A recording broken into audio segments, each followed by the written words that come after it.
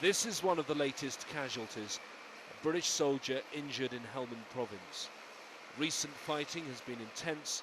There are no exact figures of the casualties on either side. NATO only releases the details of the dead, not those injured.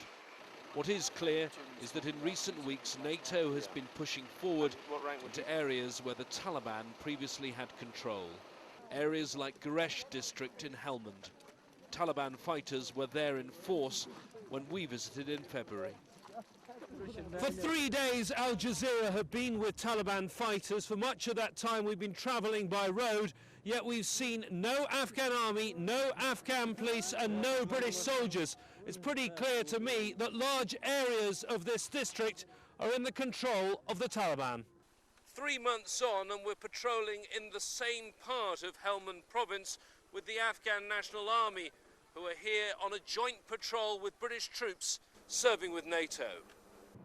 The British know they don't have the resources to keep control here alone. In the long term, much of the work must be done by Afghan forces.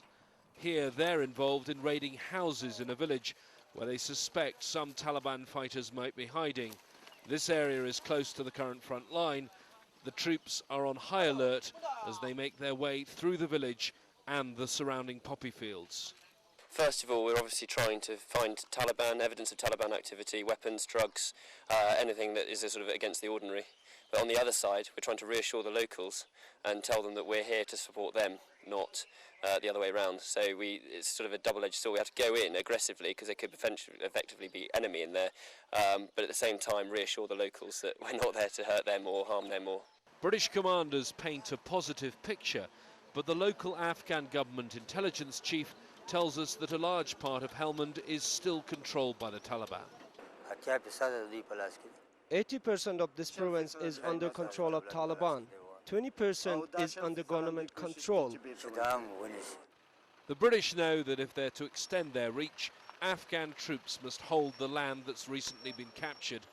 The Afghan unit we filmed seemed professional, but this fledgling army has a patchy reputation. There are problems with desertion and drug addiction. Next to one checkpoint we visited, there were used syringes, although it's not clear who exactly had been injecting heroin here.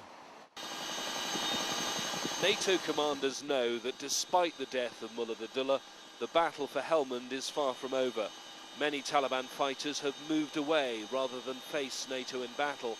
What's more, these Al Jazeera pictures filmed in the last few days show that the Taliban remain in total control in parts of northern Helmand. One Taliban commander told me recently that they have both patience and time. NATO will eventually leave, he said. We will still be here.